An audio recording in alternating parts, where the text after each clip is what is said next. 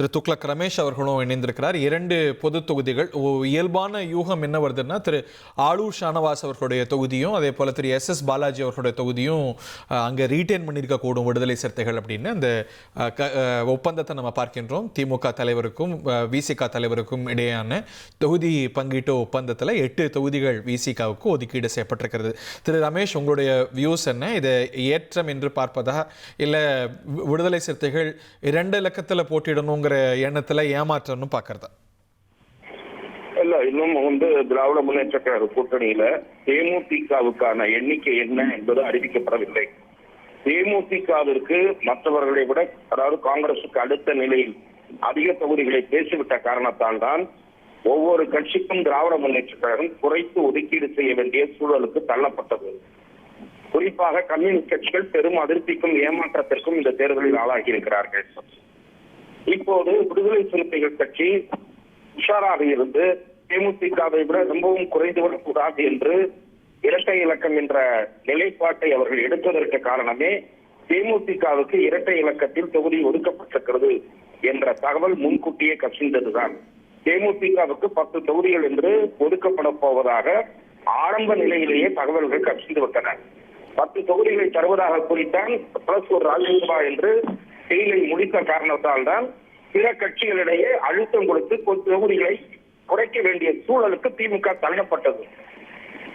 தேமுதிக விஷயத்துல இப்போ ஒரு டிவிஷன் இருக்குன்னு நீங்க பாக்கலையா? இப்ப தேமுதிக உள்ள வந்தது காங்கிரஸ் உள்ளையா வெள்ளையான்னு தெரியாத ஒரு சூழல்ல இப்போ மத்தவங்கள்ட்ட இந்த அட்ஜஸ்ட்மெண்ட் செய்யும் போது தேமுதிகவுடையும் ஒரு ரிவ்யூ போய் அவங்களுடைய தொகுதிகளுடைய எண்ணிக்கையும் மறுபரிசீலனைக்கு உட்படுத்துவாங்கன்னு நீங்க பாக்குறீங்களா? தொகுதி குறைக்கப்பட வாய்ப்பு இருப்பதாக நேற்று தினம் நான் கேள்விப்பட்டேன். அநேகமாக 9 இருக்கலாம், அல்லது 8 கூட குறைத்தால் ஒரு பெரிய வெற்றி திமுகவுக்கு.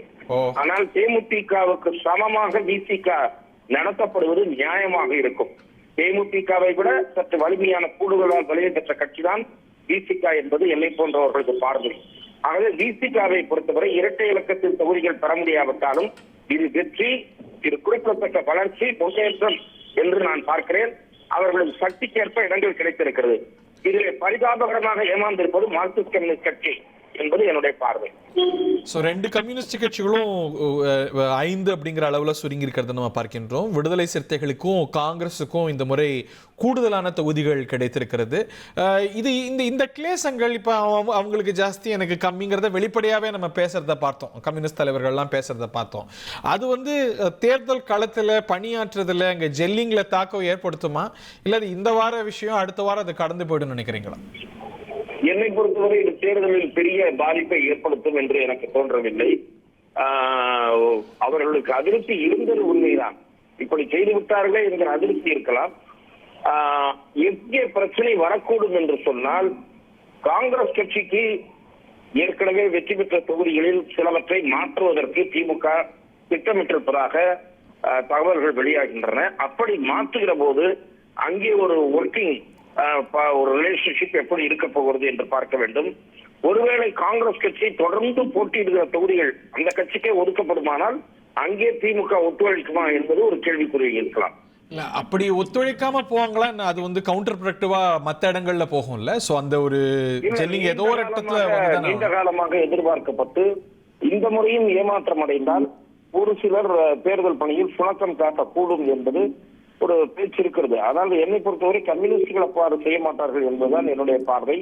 திமுக காங்கிரஸ் விஷயத்தில் ஜெல் ஏற்பட போகிறதா என்பதை தான் நாம் பொறுத்திருந்து பார்க்க வேண்டும். விசிகாவுடைய டிராஜெக்டரியை பார்க்கும்போது இது அவங்களுக்கு ஏற்றன்னு பார்க்க முடியுமா? இதை விட கூடுதலா இந்த அணிலேயே அவங்க போட்டியிட்ட தருணங்கள்லாம் உண்டு. அவங்களுடைய ஸ்ட்ரைக் ரேட் அப்படிங்கிறது கணிசமா நல்லாவே இருக்கிறத நம்ம பார்க்கின்றோம். திருமாவளவன் இந்த பவர் பாலிடிக்ஸே பிளே பண்ணலங்கிறத பார்க்கிறோம். மாறாக காங்கிரஸ் தேவைக்காவை காட்டி இங்க கூடுதலா வாங்கியது. அந்த ஆப்ஷன் திருமாவளவனுக்கும் கூட it was very much available for him. ஆனா அவர் வேற எங்கேயுமே அவர் பார்க்கல, வேற எந்த காட்டி திமுக ஒரு பேரம் பேசல. கொள்கை பாஜக எதிர்ப்பு, சனாதன எதிர்ப்பு அப்படின்னு இந்த ஐடியாலஜியை தான் முன்னிறுத்தினார். அதற்கு அவர் விலை கொடுத்திருக்கிறாரு. கூடுதலான சீட்டு பெற முடியலன்னு பாக்குறதா? அது எப்படி பார்க்க? இல்ல, திமுக கூட்டணியில் நீடிப்பதில் திருமாவளவன் உறுதியாக இருந்தார். அதில் ஒன்றும் மாற்றமில்லை. திராவிட முன்னேற்ற கழக கூட்டணியில் கம்யூனிஸ்டுகளும் உறுதியாகத்தான் இருந்தார்கள்.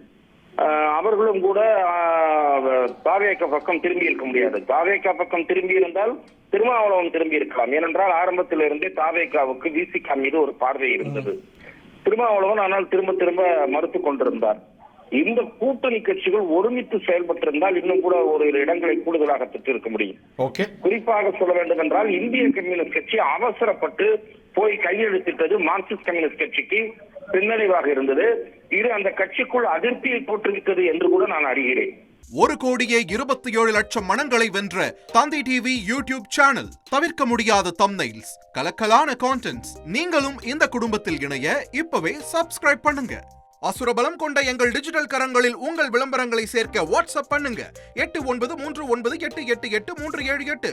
Email advtthanditv@dttv.in.